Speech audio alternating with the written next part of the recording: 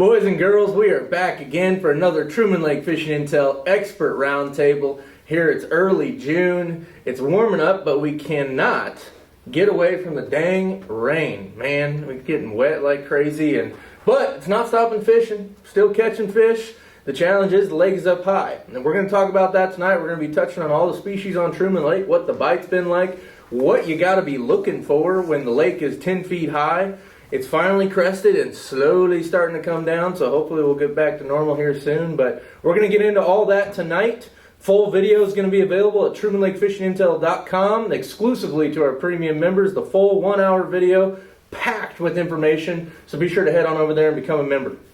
I want to start off with the same message that we start off with every time. A big thank you to Nini's Italian Steakhouse and Catering for providing dinner for us tonight. They're conveniently located in Warsaw, Missouri, so when you're visiting on the weekends, be sure to stop on in. If you are a member of the website, you do get a free appetizer. They're still offering that to members of Truman Lake Fishing Intel. You just pull up your account on your phone, show it to them, and boom, you're good to go. They also do a ton of catering as well, and they can travel far and wide for that. So you can you can give them a call for that, and they'll get you taken care of. I also want to say a big thanks to Anglersport Marine as well, located right between Warsaw and Clinton, Missouri. They've got your Phoenix boats, your Camus boats, your low boats. They've got pretty much whatever kind of boat you're looking for. They've got it. They can custom order it for you. They take really good care of you from start to finish. Service department is highly rated on their speed and getting you back on the water as quickly as possible. So be sure to check them out. They got quite a bit of boats on the lot, and if they don't have something that you're looking for, they can sit down with you and they can literally just custom each feature on your boat, paint and color, everything. So be sure to check them out.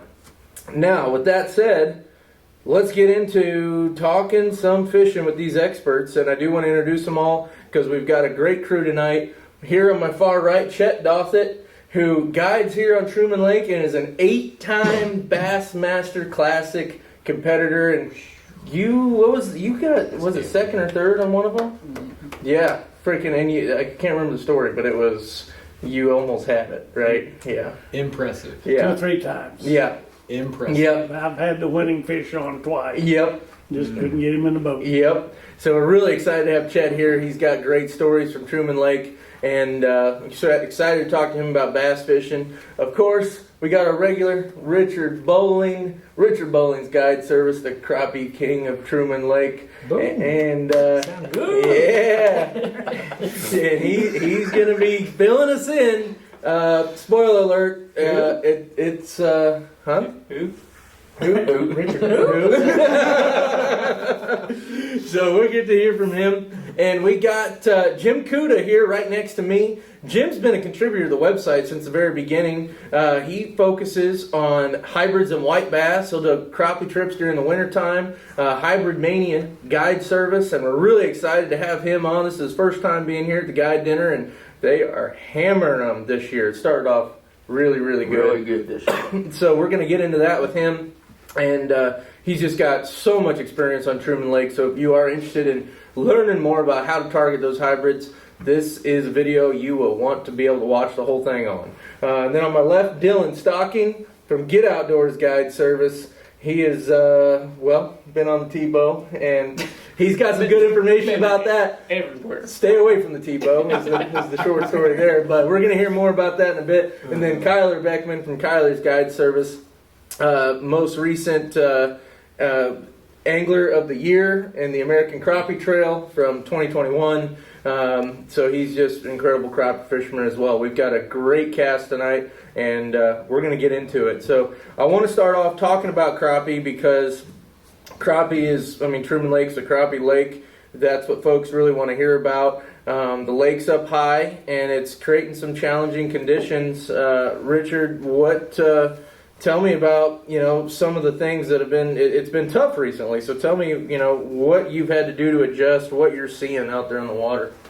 My adjustment is turn my live scope on and cover water. If you don't have a live scope or what I call a Humminbird 360, you're not going to catch fish. I don't care if you're spider rigging, dipping trees. I'm going to say 99% of the fish that I'm catching, whether I was on the Osage, I've been on T-bow, but not for a little bit. is in wide open water. Mm-hmm. So without that live scope, or a 360 is good too, and I don't have that on this boat, but you just got to cover water. The water's been rising every day. There's been more coming in and going out, and finally they caught the water, and now it's on the downhill swing. Now what's going to happen is you got the current coming, and it's going to pile in fish in on the trees where they've not been yet. And today on the Grand, I had a father-son out for a birthday gift, and we caught probably half on trees and half off of trees. And I haven't been seeing many fish on the Grand in the timber, so it's fixing to get really good when they get that water really moving and dropping. Dropping water in June is very good. It pulls all that bait fish to the trees. And when you got the tree, I'm going to use this bottle, Jim. Correct. That's the current coming this way. And, the old timers back in the day thought you caught your fish behind the current. You put your jig, and the current's coming this way, you put it right here. You're going to catch that fish in the front of that tree in the current, not behind it. You'll catch a few behind it, but most of them's going to be up in the upper end of that tree. Now you can prove it with a live scope. You can do it with a 360. So they're really going to pile into the trees, fence rows on this main lake stuff, and it's going to be very good. So with the current cranking, I mean, are they going to be wanting to look for points that have the channel running around it and that current, or it does it? It don't have to be. I will get on the flats and get in them tree rows where you got a big hedge row or just a fence row. It can be a hedge, a cedar, a hardwood. It don't matter. They're going to be on the upper end of that tree, and they're going to. Sometimes you'll catch 8 or 10. I've caught up to 32 fish off of one tree, big crappie off of one tree in the current in June. They come off the spawn. You get all that little bitty fry, which we're seeing on our live scopes now, and I'm seeing them around them trees. When you start seeing them little, the fry going around them trees, that's when it's getting good, and I'm just starting to see that. So, upper end of the trees and cover water. Yeah. Now, today, did you see them getting up in the trees? Because I know a few days ago you were talking about you damn near had to be fishing on the bottom. Yeah, that's when the water was coming in still. Yeah. It was like 68,000 coming in and 30,000 going out, so we're still on the rise. So them fish are out cruising.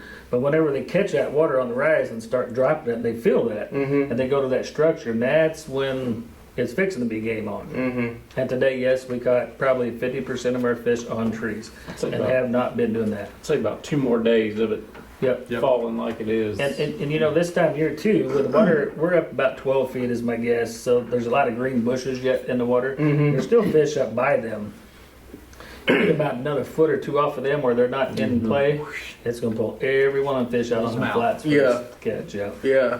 Well, it sounded like Mike Valentine was telling me there was a lot of big ones up in the willows that you couldn't quite get to. Did you see that when you were competing over the weekend? Oh, 100%. There's a lot of big fish, especially on the upper Grand. It gets real flat up there, and then fish get way up in them willows. There's just so many bugs and stuff to eat up there. Like, it's the same with crappie and bass. Is the same way. When they got a lot of new fresh water to get up into something, they're gonna go. They like being up there. Yeah. But as soon as that water starts coming down, They feel it. they'll feel it and they'll start coming out. Yeah. Yeah. And they make a big push out into the tree, or will they stop at each layer of trees on their way out? They're just cruising. Yeah. They're cruising and feeding.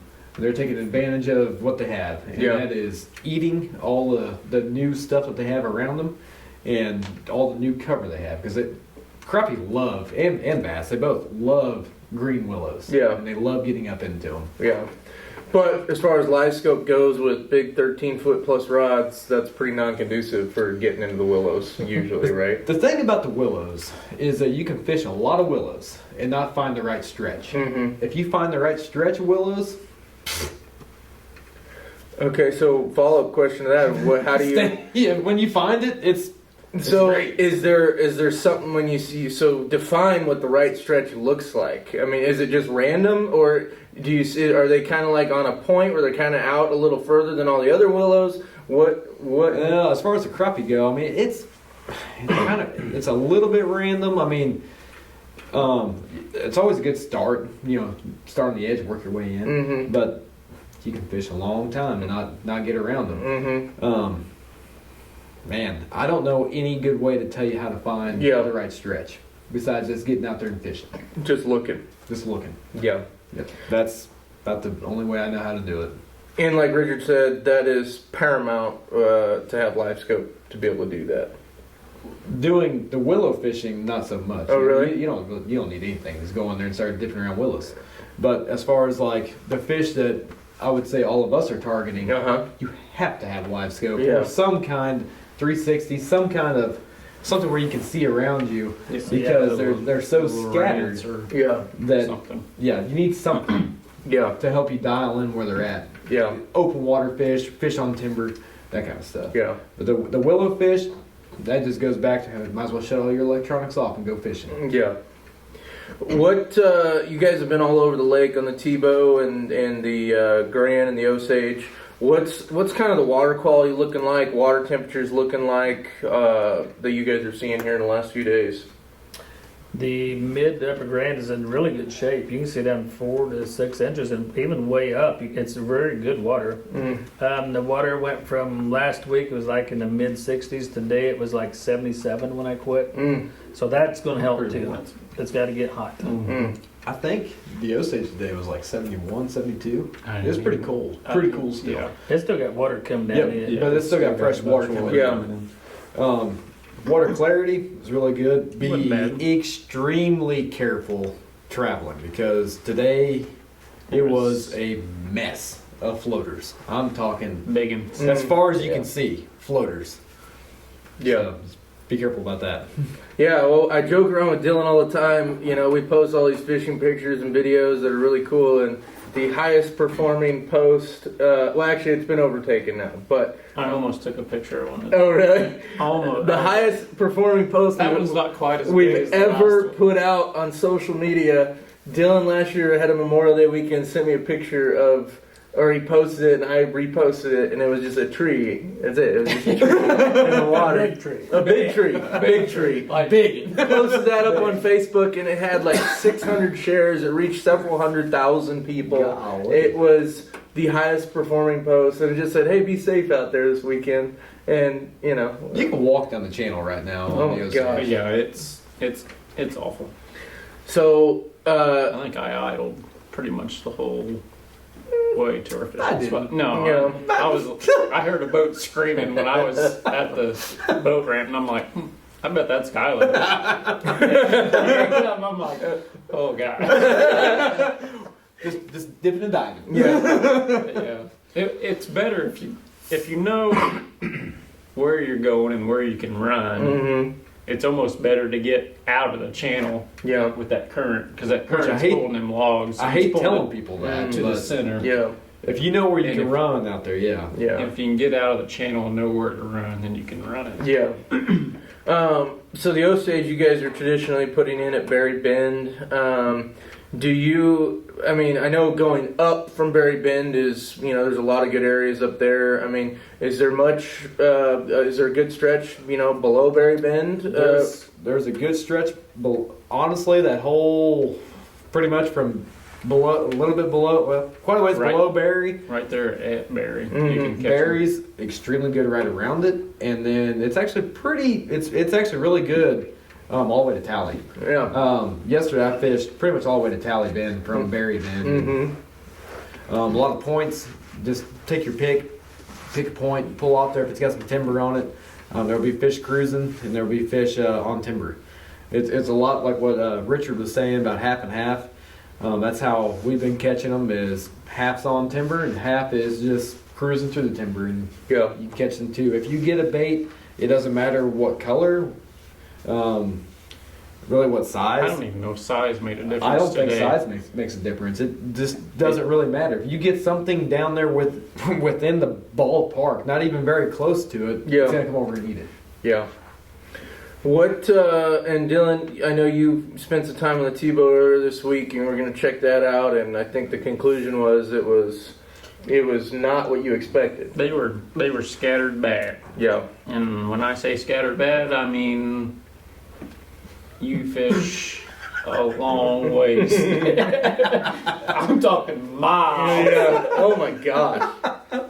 Without To catch, yeah. Ooh. Well, I mean, You could catch, I mean, you pulled into an area where there should be fish, you know, and traditionally there would be fish, and you could catch 6, 7 fish maybe. Yeah. And I mean, that's a long stretch. That's a 400 or 500 yard stretch. Probably, Yeah. maybe more than that. And that's That's bad. rough. That's Yeah, I mean, because I know above the bridge can be really good, and I think a lot of people that fish Truman Lake kind of know Brush Creek, Clear Creek Brush areas, Creek, or Clear Creek, and I the other day when I put in there, I ran from the bridge there at Windsor Crossing, and we fished around, and I think I ended up down around. I could see Long Shoal, jeez, freaking A. and just kept hitting spot, and it was the same thing everywhere. Yeah. There's a fish. Yeah, And if you got close to one, I mean, within 10 foot of one with a minnow, yeah, and it'd come get it's it. coming to chase. You could catch it, but Interesting. Yeah, so I mean that's pretty indicative. I mean I know people read. I don't know if it was the day, time, Yeah. might be totally different now. Yeah. They might be just loaded everywhere Yeah. now. But Have you guys noticed? Because I know you guys do doubles a lot. You'll do an early morning trip and then an afternoon trip, starting around 11:30 noon. Go for a few hours. Does the bite? Is it pretty good all day, or does it change at all? Get better or a little worse? It Or don't get any better. I like the morning bite the best. Yeah. I like to watch things wake up and catch them early. yeah. And you seeing the same thing, Tyler? Same thing. Yeah. Now you were in the ACT tournament over the weekend. It ended up, you didn't finish the way you wanted. It was pretty tough. And Choked. the guy who won, it sounded like that was kind of cool. That was his first big win. Super good dude. Reese is an awesome guy. Yeah, and but it was just tough. In the big ones, were they not biting? You could see them. They weren't biting, or what was the situation? So, in the area that I was at, I seen very few big ones on the second day, which was I should have left. I don't know why I didn't. But anyways, the very few that I seen, I was only able to catch a couple of them, and there were several other big ones I couldn't make bite, and I threw everything that I had in the boat out and couldn't make them bite, which is a very frustrating. Like that's something that drives me insane if I can't catch one of them. Yeah. But that's just how it is. But no, Reese did a heck of a good job. I mean, he did a great job catching them. And what was it? It was 23 pounds and some change, or 24? I can't remember. I don't know. Yeah. I wasn't in it. Yeah. Yeah. Well, I it mean, was around 23. I don't know what he had. and there was like 32 boats, I think, and it'll be interesting to see because we got the Crappie Masters coming up. We'll probably have some video of those tournaments coming up here the next 2 weekends because there's the state one this weekend.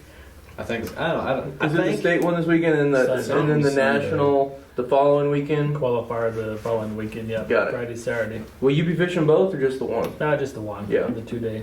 Yeah. So we'll see. We'll see how it's doing. Hopefully the lake's coming down and they're doing what they need to Should be be doing. really good. Yeah. No more rain. I don't think we've got any rain in the forecast. It should set up way better than Oh, the yeah. ACT tournament. Yeah. Like, it should be a whole different ball game. Yeah. Plus the fish will get heavier too. Yep. So Yeah. it's The gonna weight take more weights pounds. should be higher. Yeah. Yep. Well, it's gonna be interesting to see how many boats come up. I know, the economy's kind of weird. Gas prices are crazy. I think they maybe expected a few more boats in the ACT. So it'll be interesting to see how many show up. I think you'll have a lot of boats. I think the ACT was just a little close to the holiday. Everybody's Yep. done travel. Mm-hmm. I think there'll be a good load in the Crappie Masters. Yeah. I do. Well, we will certainly see. So you touched on color. You're still throwing jigs. You're throwing jigs. Yeah, we threw orange today. We threw every color that Dave had, and they'd eat it. It didn't matter. And Yeah. Yep. I guarantee you, like we talked earlier, we'd catch them on a bare jig head. Just a jig head, let it. That's it. They'd eat it. 100%. Freaking hang. No problem. They're running to get it, and when they eat it, they don't just barely have it in their mouth. You gotta take pliers and You're get them. killing them. You're Yeah. killing Yeah, them. you're killing They're every dead. one of them almost. And you said you've done some minnows a little bit, Dylan. I did on the T-bow. Yeah. The T-bow it seemed like you had to have minnows. When you find, before Tuesday, them fish over there, there was fish everywhere. Yeah. And but if you got the minnow close to them, they'd just come and Yeah. they'd grab it. Are you guys working your way back at all much in the pockets and creeks, or is it pretty much staying out on the main lake now? With the current, it's going to be all main lake. Yeah. It's going to pull all them fish out to the good stuff. So I know we touched on it that you said they're going to be moving up on those trees here in the last few days. Generally, you're fishing how deep of water? Where are you seeing the fish sitting? Man, this time of year, I'll get up in 3 foot of water and work my way out. And you can catch fish on Truman Lake in the heat of the summer in 3 foot of water. Jeez. Yeah, hot summer. Both lakes. Yeah. Same both lakes, same with Lake of the Ozarks. You Yeah. can catch them in just dirt shallow all Yeah. summer long. The biggest fish I ever caught on Truman came out of 2 foot of water in August. Wow. Yeah. People overlook that. I always preach that you come to Truman in June, July, August, September. The water's mid 80s, 90. Go up to the bank on a tree row, road bed, whatever you got, and start on the shallow end and work your way up. I promise you, you're going to catch fish way shallow. Yeah. Yep. They're there. Well, that's a lot of good stuff on the crappie. I think we're going to transition over to hybrids and white bass, and then we're going to talk to Chet on some old largemouth fishing on Truman, and Kyler, he did some bass fishing, and we're going to have Chet tell some stories about some bass fishing on Truman too. But I want to chat with Jim about the hybrids and the white bass. And Jim, I know folks have read your reports on the website, but I wanted you to kind of fill us in a little bit on your background with guiding on Truman Lake, when you started, because you've been doing it for a while, and just kind of, your experience chasing those around, because there's only a few hybrid guys. I mean, there's you and Cody and Jack Vanderpool. I know Bob Bates chases them around with, he doesn't like to do the live shad. I know you do the live shad, and to me it sounds like that's the most effective way. Well, right now the live shad's working probably better than anything on the big fish. Yeah. I've been doing it for 21 years. Started out kind of a mixture with artificial bait. Then I got into the live bait fishing when I actually started guiding, and had greater success on the live bait, a lot of bigger fish than I was getting on artificial, and just kind of stuck with that. Yeah. That's what we've rolled with for all these years. But Now, are you from, because you live up north, but you have a place down here in Warsaw. I'm trying to remember, are you from this area origininly, or no, up there? No. I actually was raised up around Odessa, Oak Grove area, and we started coming down here in the mid '80s fishing Truman Lake, and just kind of stuck with Truman Lake, and used to fish a lot on Lake Ozark, but preferably I like Truman Lake. I do most of my fishing on Truman Lake. I got a question for you. What is it? What's a big hybrid on this lake? Right now, a big hybrid, the state record's 22 pounds and something. Yeah. Is that out of Bull Shoals? That was on Lake Ozark side. Okay. We got some big ones over there. Yeah. But, a big hybrid for Truman used to be, you'd see a lot of them in the 15 to 18 pound range. You don't see a lot of them anymore. You hear people catching them, but on average, if we get a 14, 15 pound fish anymore, that's really special. That's a dang big. Yeah. What do you attribute that to? Is it just because there's a lot more people fishing them and keeping them earlier? I think so. There's a lot of pressure on them. A lot of people catch them, keep them as white bass. There's a lot of white bass fishermen out there, and white bass and hybrids run together, and at times they're really easy to catch. Large numbers of them, but and the hybrids are a stock fish, so they're not like the white bass where you get just tons of them. Right. White bass or crappie, but. Did you, when you first started fishing for hybrids, did you have any kind of mentor, or did you just hear about it and you're like, I want to target those, and you learned it yourself, or did you have anyone that kind of helped you get started in it? Well, I actually stumbled across the hybrid bite down below Truman Dam. My folks lived on Lake Ozark, and one day, shortly after the lake was open and fishing was good on Truman, we stopped by below Truman Dam on the way back from Lake Ozark, and I caught a hybrid, about 9 pounds, and it was kind of had an interest after that. Yeah, I'd say so. That's hard fighting boogers. Yeah, and at that time, the station bait and tackle, Ron Cummins, ran it, and he was probably one of the very few hybrid fishermen on the lake that live bait fish. And I got to talking with him, and he kind of gave me a few pointers, and we started trial and error, putting in the time, and developed into what we got going today. So yeah, and I know you're booked up like crazy. So tell me about hybrid fishing on Truman. It really, like, in the wintertime, because people will be like, well, where's the bass reports and the hybrid reports in the wintertime? Well, no one's fishing for them because you can't hardly find them. When does it pick up? It picks up in late May? Normally March, Okay. you'll start catching hybrids back in the coves, in the creeks. People actually catch a lot of them crappie fishing the banks and stuff early. The hybrids will kind of do a run kind of up in the creeks, kind of like the white bass do to spawn. But usually by April, they're starting to show up in the main lake, and by May, it's just game on in the main lake. Yeah. So, and then it stays good through the hot months, clear up into October, November, depending on water flow, and water temperature, weather.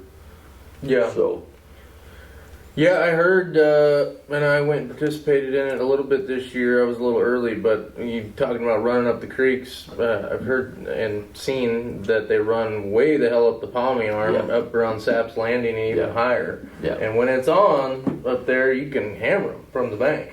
Yep. But you got to time it right. That is exactly true. So, so June is a really good month to catch hybrids. I mean, would you say that these earlier months, these are the best months to be chasing them? No, usually mid-May, sometimes the 1st of May, depending on the winter weather we've had. Yeah. Water temperature. But May and June is probably one of the better months. October is a really good month. The fall still bite on the main lake? just, on the main lake. And you're still doing live bait at that point? Oh, yeah. Yeah.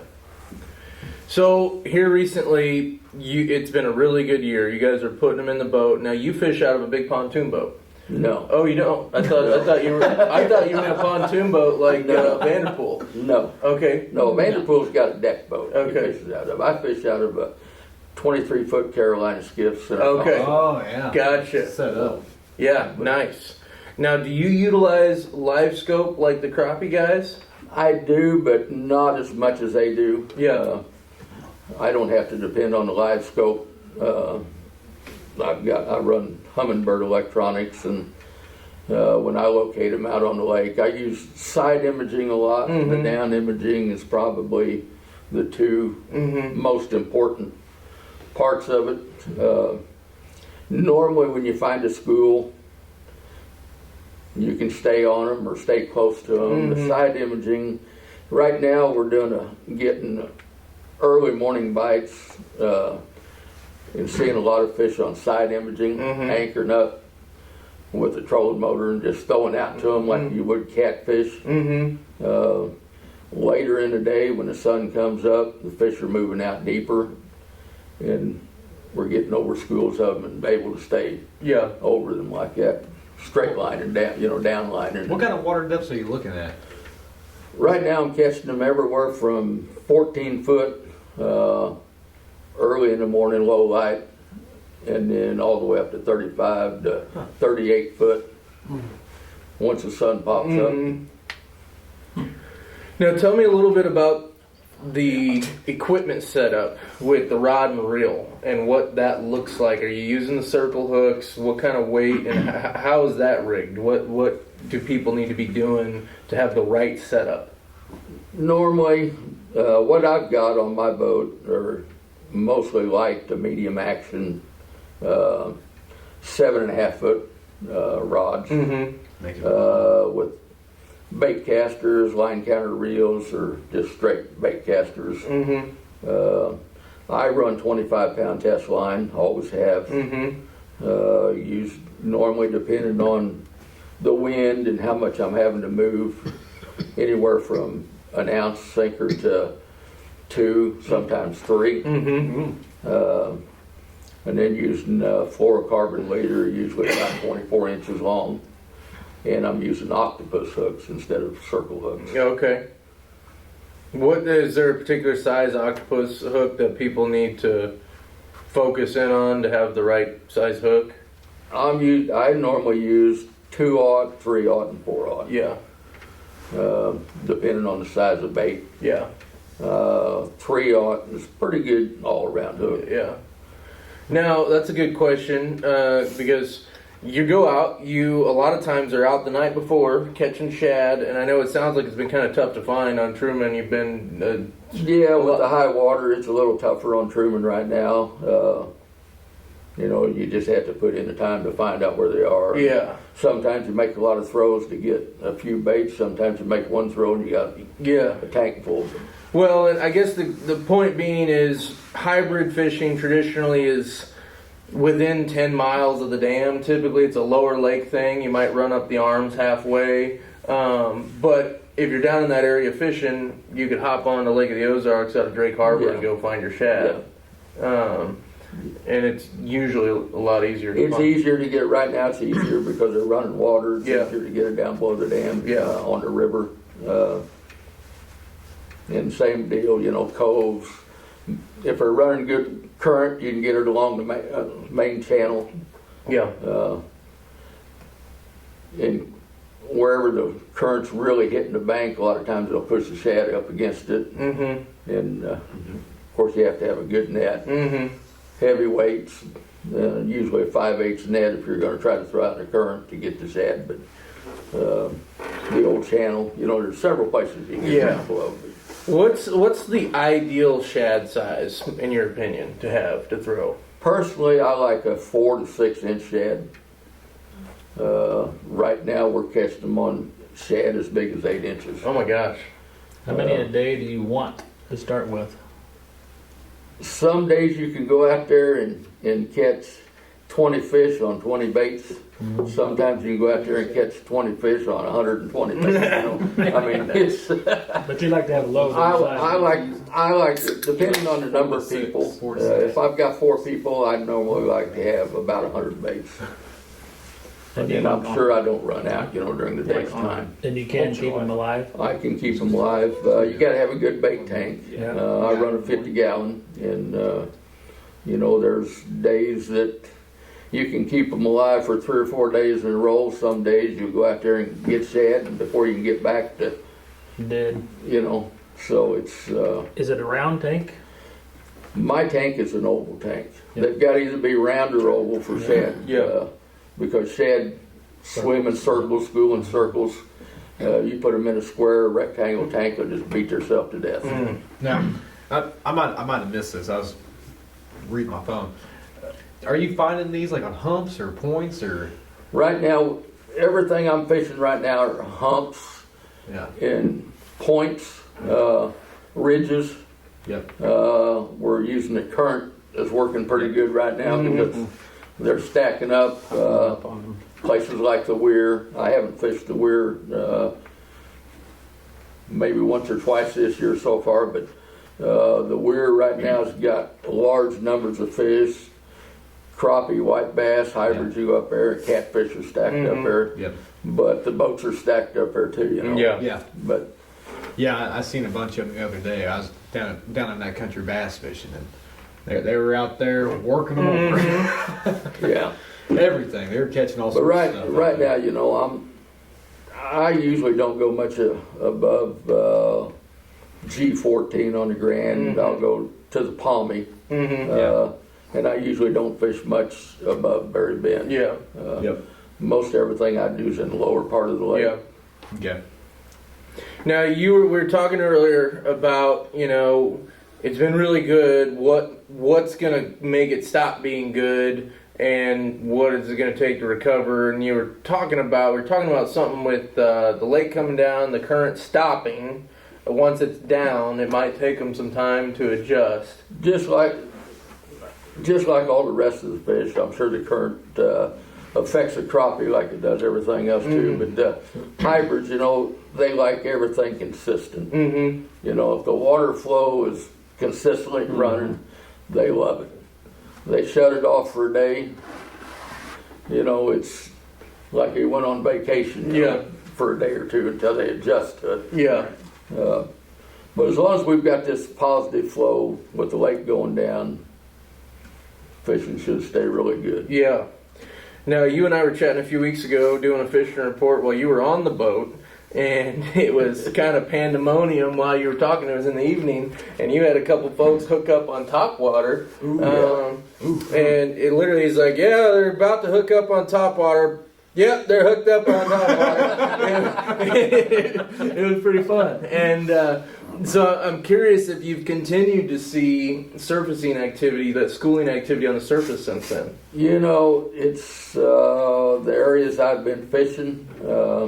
We've had very little topwater action. The day you and I were talking, it was game on.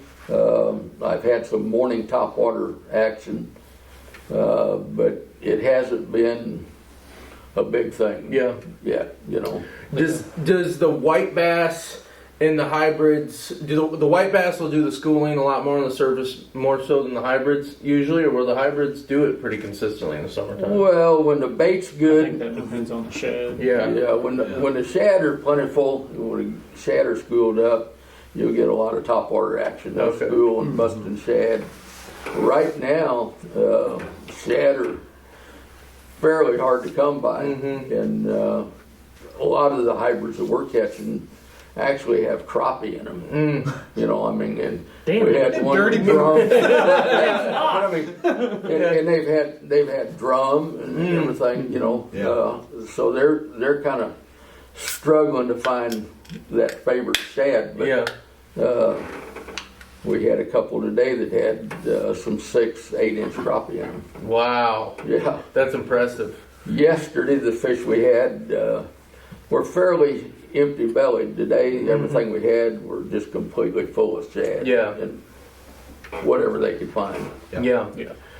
They're ferocious. We were talking about big hybrids earlier. Yeah. Have you had any of those 13, 14s this year? Yeah, we haven't. I don't think we broke the 14 pound yet, but we've had 3 or 4 of them in a 13 and a half. We've had several of them in a 12 and a half pound. Yeah. Well, I'll trade you a crappie trip. You'll do that.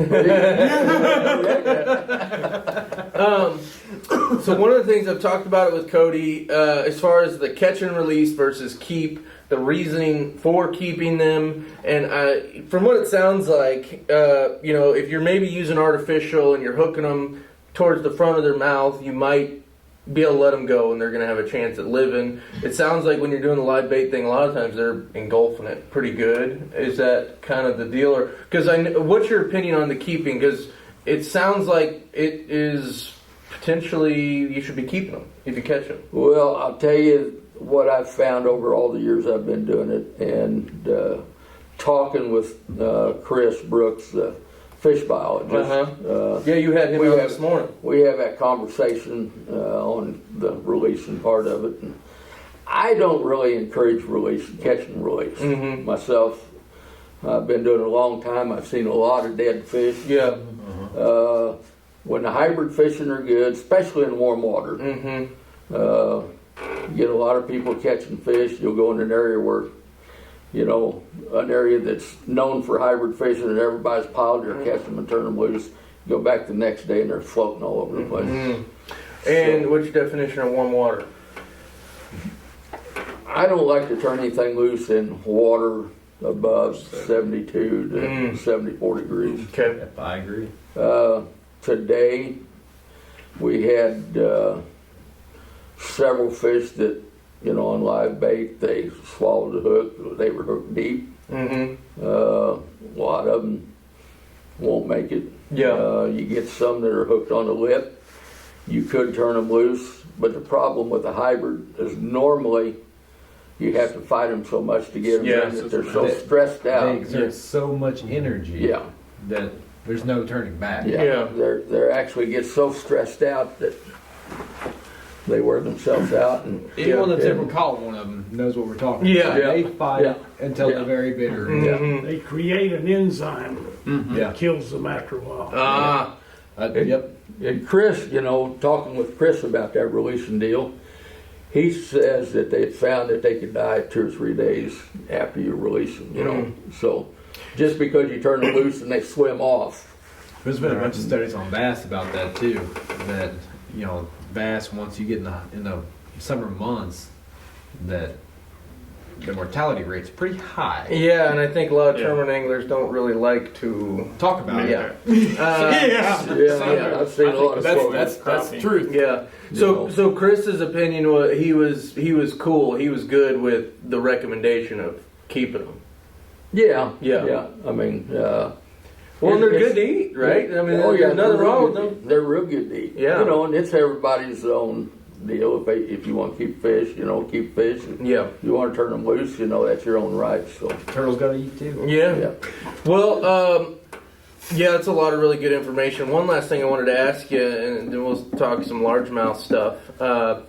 What you were talking earlier about how a lot of people end up keeping these hybrids that are, they're 12 to 14 inches and they look like a white bass. What is, in your opinion, some of the better ways to identify for the average angler that they've got a hybrid versus a white bass? Well, for the average person, it is hard to tell. Yeah. I mean, hybrids are usually a little more gray, silver gray color. Mm-hmm. The whites are usually a little more of a green color. Mm-hmm. The hybrids, of course, have got the broken lines, but I always tell people, if you're just looking at the sides of them, it looks like you took your fingers and raked down the side and Yeah. broke the lines up. Yeah. But and they've got different patches of teeth in their mouth. Yeah. And they got a little bit different fin on the back. Yeah. Different spine count. Yeah. And if you get on the MDC website, they talk about how from the top and bottom of the fish of a hybrid is going to be a third or longer of the length of the fish, whereas a white bass is going to be a much shorter top to bottom on its body.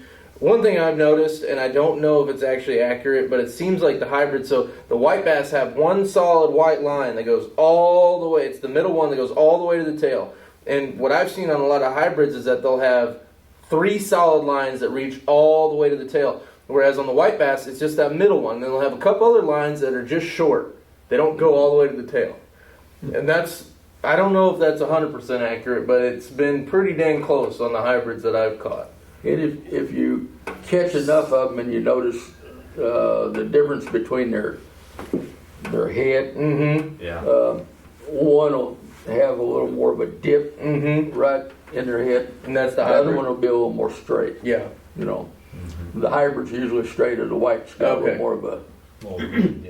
And the tongue, the dots on the tongue. Yeah, The the patches. Yes, one's got like 2 patches. One's got one. I can't remember which one has I don't know which one's which. Yeah.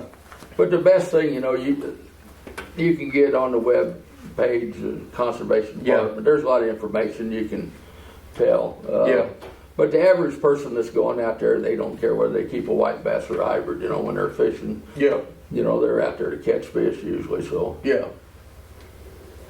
Well, that's a lot of really good stuff. And Jim is Hybrid Mania Guide Service. We'll have his information where you can get a hold of him. He books up fast, just like all these guys. So, it's one of those things you got to call ahead as much as you can. So, but appreciate him being here and sharing that. So we're looking forward to having him back again on a few more of these. But a lot of good stuff, and I assume it's gonna keep staying good for quite a while. I think it will. So, do you keep tallies on how many you catch every year? I try to. Yeah. It's. Do you have any idea where you're at? I don't know where I'm at right now. I'd have to go back and look. Yeah. I know it's in the last couple of months. It's pretty unreal Yeah. so far this year. Yeah. So far, it's been good. Hundreds and I'm ready hundreds. to go hybrid fish. Yeah. I am too, Mom. Yeah. It's Yeah. like, you got a trip tomorrow morning? I'm like, that. Yeah.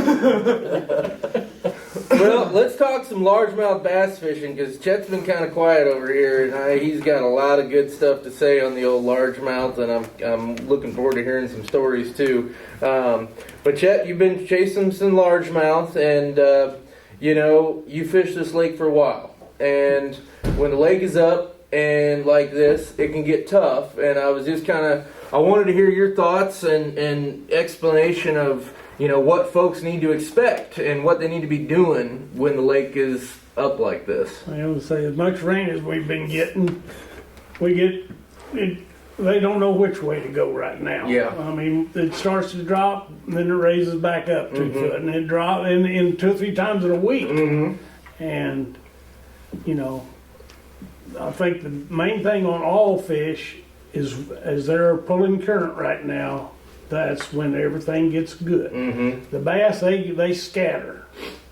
And I like the lake down normal for them. It puts them out on the points where they live most of the year. And a lot of fish on this lake suspend too in the summer. And I'd go after them quite a bit. Now, when you say they suspend, you're talking about suspending in the trees, right? Right. 30, 40 foot of water. They'll be 10 foot down in them. And what are you doing in that situation? Big worm? I throw a big worm and topwater. Yeah, I want you to tell me about that because you and I have talked about that before. So one other thing too that Chet does, he goes in the winter times, guides on Lake Okeechobee and catches really big fish on Okeechobee. Truman isn't quite that lake, but you kind of duplicate, big baits. And you were talking about throwing these super spooks, out for these suspended fish. Oh yeah, yeah. And what was it last year you were telling me? Like you had? I really think I had one over 10 on, and she finally got me down in a tree, and I couldn't get her back. Yeah. But she was a big one. Yeah. So what? So right now it's kind of a flipping bushes type of deal. Fish are in the bushes most of the time. Yeah. I mean, I still think there's a lot of fish out in 8, 10 foot of water suspended because they don't know which way to go. I mean, like now it's falling a couple of days. We're supposed to get maybe rain again tonight. Yeah. They just going in circles, don't know which way to go. Yeah. But my favorite on this lake's a worm. Yeah. Especially in the summer.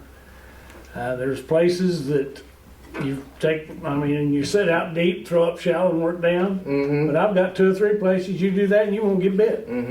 Go up shallow, throw out deep and work it up and you'll get bit. Yeah. And it's just a lot of time, effort on the lake to see which way they do want them on places. Yeah. They're not all the same. Yeah. Now you've been fishing Truman pretty much since the beginning. Since the day she filled. Yeah. Yeah. So, and back then compared to now, I mean, there was a lot more like.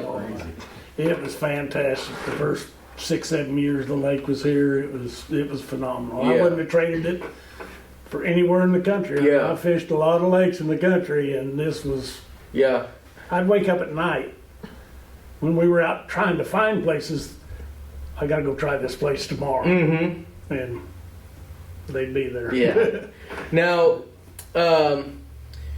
back then, a lot more, and it's just kind of with all big lakes in the early stages. There's tons more cover. You're going to catch a lot of big The lake's fish. so fertile, everything grows, and the bait's great. And Yeah. Was Truman kind of where you started getting into tournament fishing, or tell me about your tournament background? Well, I started fishing. Fished my first BASS tournament in 1978. I won a deal fishing the Federation, National Federation tournament. And I won an entry fee into one in Millwood in Arkansas. It was the closest one they had that year. Yeah. And I went down there and I really enjoyed it. Well, I knew they were going to have one on Lake of the Ozarks the next year. And they'd already had one tournament. And they had 4 tournaments on the schedule. And Lake of the Ozarks was the second one, and I ended up 4th. Should have won it. I say that Yeah. all the Forgot time. to change the line. Yeah. Yeah. And I should have won it by 20 pounds. Yeah. Guido won it. Yeah. But, Oh, cousin Geet. but I learned my lesson. If I ever use a rod much in a day in a tournament, I change the line every day now. Wow. So that was kind of your start, and then you started going all over the place. Oh yeah, well, I made the classic that first year. Yeah. Fishing 3 out of 4 of them. Oh my gosh. And so I used to work at a coal mine over here by Calhoun, and they shut the mine down. Well, I had to find something to do. Well, people after that was in '78 when they shut the mine down, and I made the classic in '80, and people started calling me wanting me to take them fishing on Truman. And I've been doing it ever since. So because some folks know this, some folks don't. You played for the Miami Dolphins for a year or two. Part of the year, yeah. Yeah, and you hurt your knee. Pulled an ankle up. Yeah. Tyreek Hill does now. Yeah. Yeah. So was that when you were doing that, it was after you got done playing football that you started getting into the tournament stuff, or were you doing the tournament stuff before you did the football thing? No, afterwards. Okay. Gotcha. Afterwards. I was gonna say the football had to be kind of taken away from your fishing. Yeah, it's a job. Yeah. As all of it is. Yeah. If you're doing it for a living, you better. There ain't no partying and all this nightlife. You practice from daylight till dark. Yeah. You get you something to eat. You get your tackle ready to go the next day, and you get to bed. Yeah. And that's the way you got to approach it. It's a job. Yeah.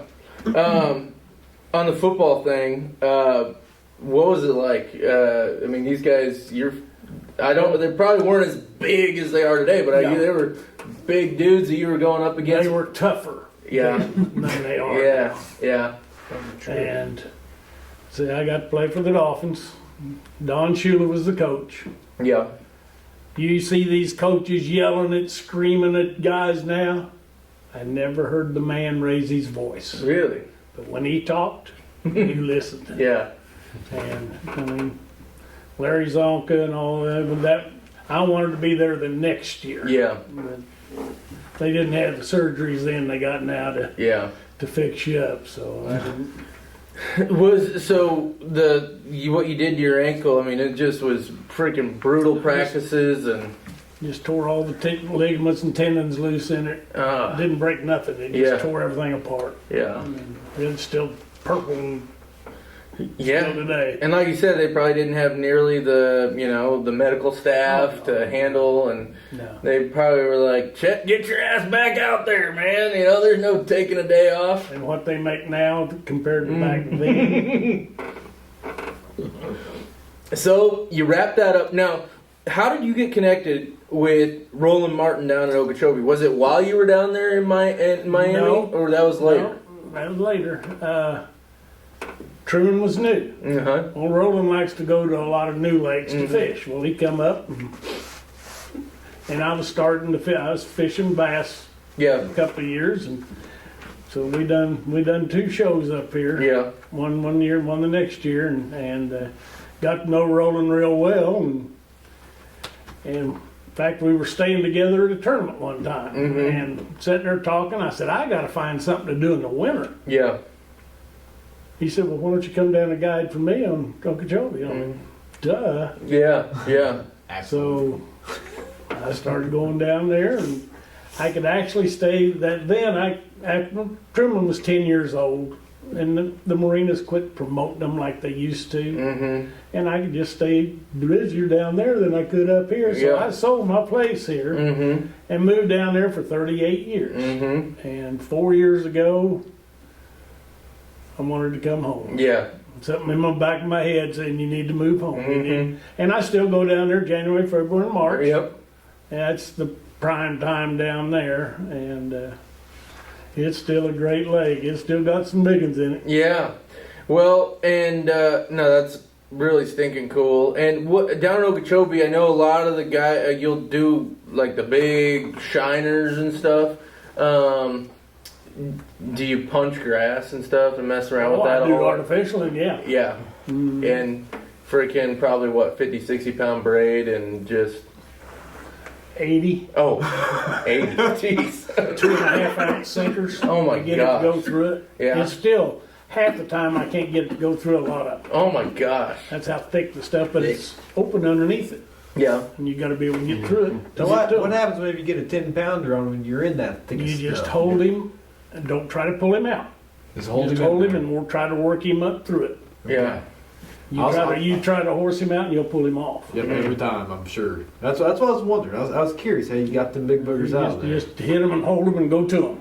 Yep. I want to Dig him out know. if you have to. I want to know if you've had any run-ins with gators down there. Well, I've got a picture of one here. 12 and a half footer. Oh my gosh. It's a big one. And it's so full of alligators. Mm-hmm. I mean, the hard thing is getting a license to hunt them. They only have 275 tags for Okeechobee, and they'll have over 6,000 applications. Wow. If you get drawn for a tag, getting the gator's easy. Yeah. They estimate there's 60,000 in the lake. Oh my gosh. Oh, they're everywhere. They're everywhere. Do gators 60,000? How do gators eat the? I mean, I know they eat dead fish, but will they? Fish is their main diet. Okay, so they'll But go. they'll eat anything that's on the menu. Yeah. Yeah. So you don't want to fall in the water in No, Okeechobee. they don't bother you. Yeah. Everybody thinks an alligator. I duck hunt down there. I get out in the dark and wait around, putting my decoys out, and there'll be a gator from here to you from me. Yeah. You're a braver man than Everybody I. thinks an alligator is a crocodile. Yeah. Crocodiles will hunt you and eat you. Yeah. Alligator's just the opposite. He wants to be left alone as much as you do. He goes the other way. What about all those pythons? They got those around Okeechobee, or is that They're more? there. I have never seen one. Yeah. Huh. There have been 2 or 3 guys that they've seen a couple out on the lake, but I have never seen one yet. They got those are like a shoot on sight type of deal, aren't they? Like they're trying to kill all those Yeah, things. you can get paid for them now. Yeah. Yeah. I know they do big. They Uh-huh. do tournaments. They do python tournaments. Yeah. Iguana hunts. Yeah. That I'm not going to enter. Yeah. Them guys, Yeah. are shooting, them guys are shooting at iguanas with pellet guns. Yep. You probably. Yeah. Yeah. I've seen it. Yeah. We're going tomorrow. You know, up here the big thing with snakes. You know, everyone says they've seen water moccasins, and you know, Mostly water. and there's people that are convicted Sag. that to the day they die they've seen one, and in reality they're really not around here. But Most of the time they're just water. Down, Yes. down on the but sack. There's some moccasins. there's some moccasins down there. But they're probably all few over there. places. Yeah, that's a big freaking gator. That's a big gator. Yeah, if someone actually sees a real water moccasin, usually it really narrows down where they were at. Yeah, yeah, yeah, South. yeah. Yeah, 'cause Osceola. we don't have very. But they're probably all Yeah, over down in those- Florida. You know, I might see. It's probably been 3 years since I've seen a cottonmouth. Yeah, But when you see him, you can see him a quarter of a mile away. Yeah, I mean I've been down. When On, he swims, his whole body sits on top of the water, yeah, and his head's like this. yeah. yep. If it's just a brown banded water snake, half of his body's down in the water, Mm-hmm. That and they're diamond and they're heads. black Yeah. as a coal. Yeah. I fished Millwood, Arkansas this year, and I've been, which is supposed to have a bunch of water moccasins. I've also been to Lake Washington, and they claim there's a bunch of them down there. I haven't seen one yet. I've seen a bunch of water snakes, Yeah. but I haven't seen an actual water moccasin Yeah. cottonmouth yet. Yeah. Chet, you were saying the other day you had a bass trip, and Chet's one of the only guides on the lake that'll do bass fishing trips. I think Brock Rinkmeyer does some, and that's about all I know. So, if you want a chance to go fish with an 8-time Bassmaster Classic competitor that's almost won the damn thing multiple times, you need to give Chet a call. Chet, you were doing a trip the other day, and you know, like we talked about, conditions have been kind of tough, but you had a pretty good start to the trip, it sounded like. I had a guy from Phoenix, Arizona, and I thought he'd fished before much, but he hadn't. And he never knew even how to throw a bait caster, so we had to have a lesson on throwing a bait caster for a while. And I probably got to pick 30 or 40 backlashes out. Oh my gosh. But anyway, pulled up on the first spot, first cast. I threw the worm out there, and I said, "Here, jerk on that." He caught a 4-pounder. Wow. His first cast. I thought, oh, all right, we're gonna get them today. Mm-hmm. It slowed down after that. You had to work for Must it. have been the Tebow. You catch one on your first As cast. you know, You catch one on your first cast, you might as well. that's what I told him. I said, I've "Hey, always- no time." I've always Let's heard go. that's bad luck to catch one on your first cast. My Gary Lee, my partner, we fished since 1999, whatever. He'll drop in and yank it out. He will never ever catch a fish on the first drop, ever. Really? Will not. I've heard it's bad luck. I heard that's one of the superstitions. For him, it is. I'm gonna catch one of the I'm first gonna- casts if I see it big. Yeah. Yeah. I see Take one, my I'm chances. catching Me too. I'm catching it. We're gonna try. Yeah. It has before live. Well, I mean my banana. Now on the big worm, I don't care about we're talking a bananas either. 10-inch I eat worm. bananas. Is Bananas. there any particular colors on Truman Lake that really? I throw basically 3 colors. Uh huh. Those worms are made to catch fishermen, not fish. Yeah. Correct. I throw So crappie baits. a, Yeah. what we call it, an Okeechobee Magic. Mm-hmm. It's kind of a brownish green with glitter in it. It's one of the best ones. Mm-hmm. Gambler makes it. And I mainly throw mostly gambler stuff. Okay. Because they're out right down there in Florida where Yeah. I know about real well. Right. And watermelon, Mm-hmm. when the water's real clear in the summer, Mm-hmm. watermelon red, Yeah. any of the watermelon. That's one of my colors. favorite colors too. And or black and blue, or Junebug. Yeah. Junebug. Okay. Those are the 3 colors that 99% of the time I'll have tied on. Yeah. When does this suspend bite start really setting up? I mean, is it getting there now, or is that more of a? It'll be more when it gets hotter. Yeah. When Okay. it gets hotter. Well, years ago, I mean, I could catch. Back then, it was a 10 fish limit, and I'd catch 10 that would weigh 25 pounds. Mm-hmm. But we could never catch a big fish. Mm-hmm. Finally, Wild Dunning made Alvaron lures. We said, "Where is these big fish living at?" And I started going out and get on the creek channel, throw it the big trees on the creek channel, Mm-hmm. 10 foot deep, boom, Yeah. and there's where the big ones are. They live out there in that suspended Yep. all the rest of the year. What type of weight do you like? And it probably depends on the current, but what size weight do you My like? favorite's about a 5/16. Okay. It falls just about the right speed down them trees and stuff. Sometimes you got to go a little lighter. Sometimes you got to go a little heavier. Yeah. But used to, when I was guiding, I'd go up in the creeks first. Mm-hmm. Not way back in the creeks, but towards the mouth. And all of a sudden I'd look down and you'd start seeing current on them trees. Get your butt to the points. Mm-hmm. And that current turns them on. Yeah. Now, do you prefer, because Truman, a lot of people know it as kind of a dirtier water lake. I mean, we talk about 4 to 6 inches of visibility being good, and to a lot of bass fishermen, that is I like not it a little good. clearer Yeah. for that. And anglers on Truman that aren't as familiar with Truman or they're wanting to learn, I mean, the areas they're going to find that is more towards the lower end. Right. The first few miles of each arm. If you're a the dam. spinnerbait fisherman and stuff, you can go way up the creeks, Mhm. up the lake, and catch them Yeah. up there on spinnerbaits in real shallow water, 2-3 foot of water.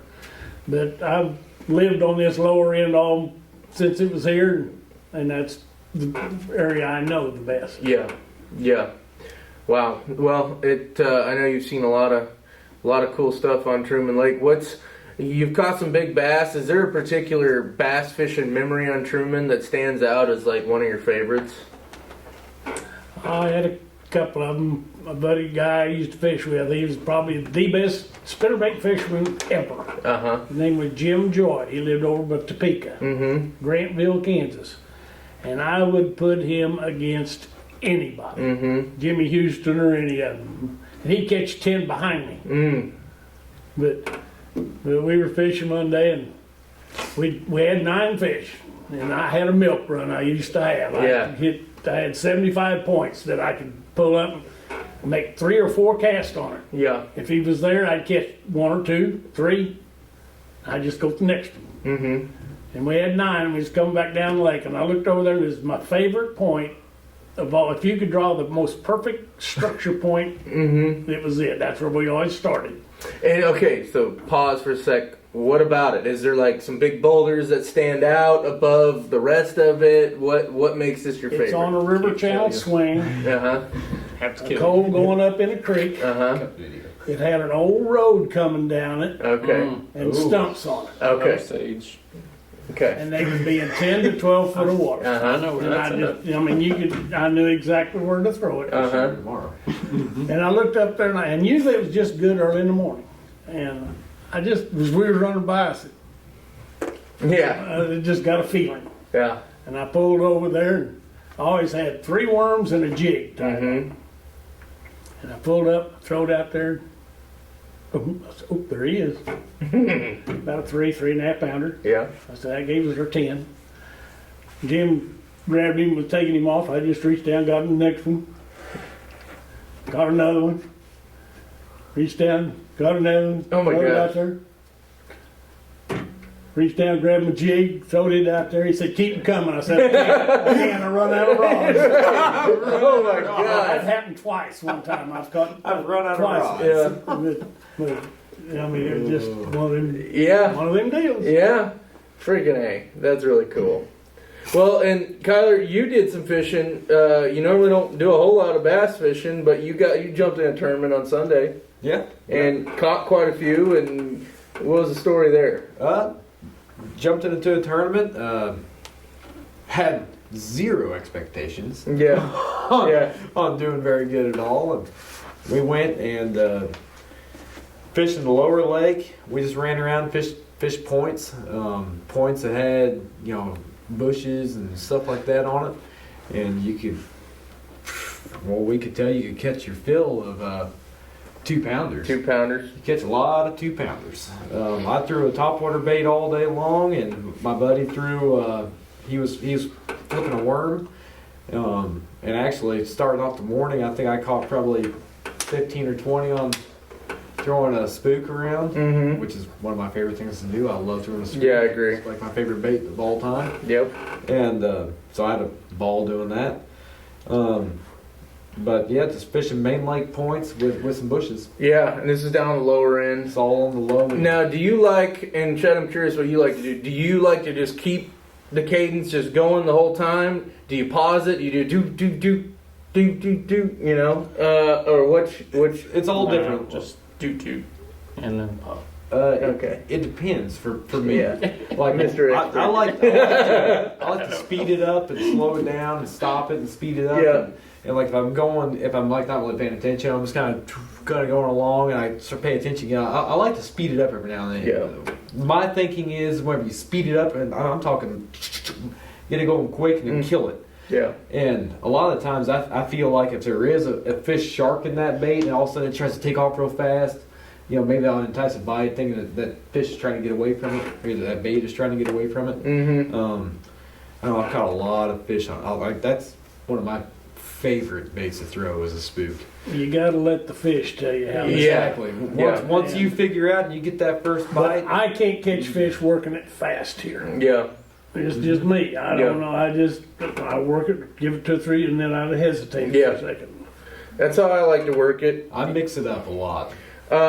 I fished behind a guy that's done really well on Truman last summer, and with the whopper plopper, and it's just a story of slowing it down. Mm-hmm. He was fishing that whopper plopper pretty quick, straight, just boom, boom, boom, like just speed. And I was just, you kind of control it with the reel where you can burst it for a sec, pause, burst it for a sec, pause, and I was catching more behind the boat doing that. And just like you said, though, you kind of Sometimes the first guy will fire him up, yeah. but he won't hit it, and the second one through, he'll come get it. Yeah. You never know. Well, and it's a good example of like, watch what the first guy is doing and do something different behind him. Exactly. And I mean, fishing a team tournament. now, if he's catching a shitload of fish, then you might want to go ahead and be doing the same thing. But anyway, Yeah.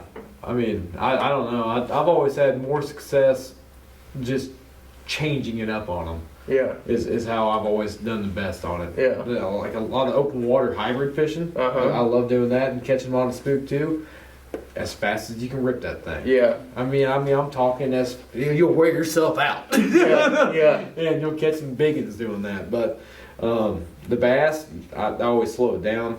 But every now and then, though, like when I'm coming down through there, I like to just speed it up. Yeah. Just for a little bit. A lot of times, whenever you speed it up for a little bit and then you kill it, she'll blow up on it.